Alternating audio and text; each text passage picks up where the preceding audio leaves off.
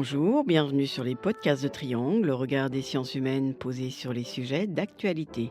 Dans ce deuxième podcast, dont le triptyque est consacré au vélo, nous allons découvrir comment ce dernier peut illustrer les sociétés de crise et notamment les cas de crise énergétique. Allez, hop, on remonte en selle avec Clément, lui, doctorant en études italiennes à Triangle, dont le travail de thèse porte sur le cyclisme à l'époque du régime fasciste italien. Bonjour Clément. Bonjour Carole. Nous avons appris précédemment que le cyclisme et le vélo étaient très populaires dans l'Italie fasciste, mais que le régime a longtemps hésité à promouvoir ces activités.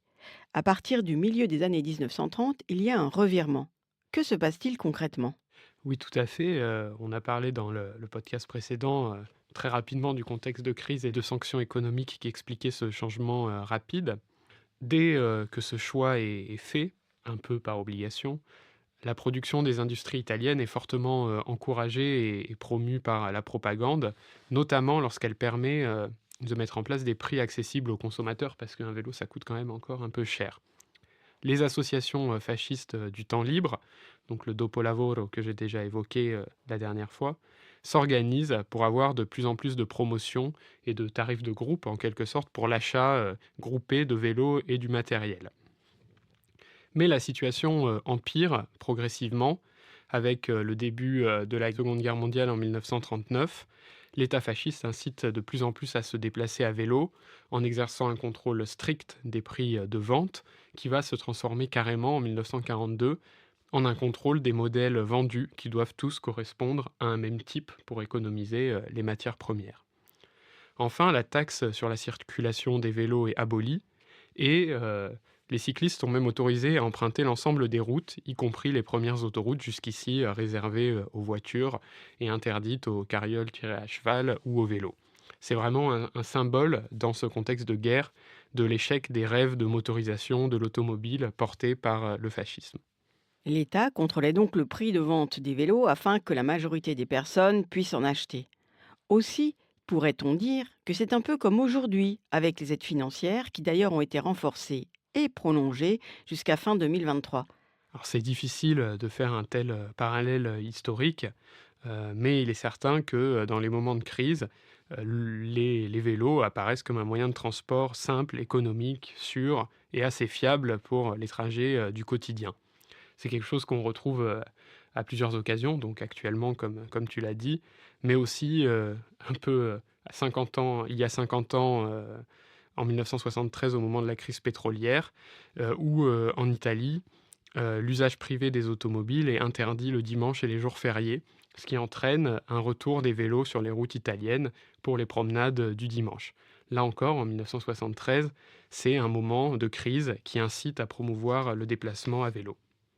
Malgré ces parallèles, ces similitudes, les discours sont très différents. Les raisons de promouvoir le vélo ne sont pas du tout les mêmes en 1940, en 1973 et aujourd'hui, parce que les sociétés ont bien changé. Mais le point commun du vélo bon pour la santé peut aussi être souligné, sinon on est dans des contextes qui sont bien différents. Donc, finalement, à chaque crise d'énergie est corrélé l'usage du vélo.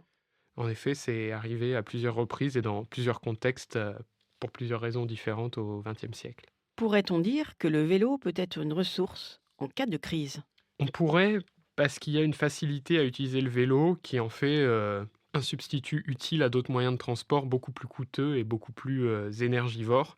C'est vraiment un aspect qui est mis en avant dans les manuels d'utilisation du vélo, dans les articles de presse publiés en Italie au début des années 40 et à la fin des années 30.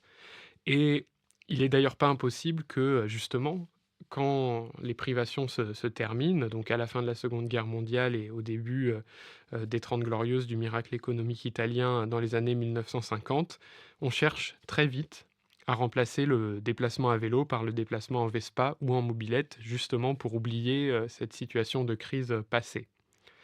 Le vélo reste en effet symbole de pauvreté et de privation, ce qu'on peut voir par exemple dans le film Le voleur de bicyclette, qui est sorti en 1948. C'est pour ça que les Italiens cherchent très rapidement à trouver d'autres moyens de transport, au moins pour leurs déplacements du quotidien comme la Vespa, les mobylettes. Le cyclisme, lui, en tant que sport amateur ou professionnel, reste très populaire, comme en témoignent les histoires des grands champions des années 1940 et 1950.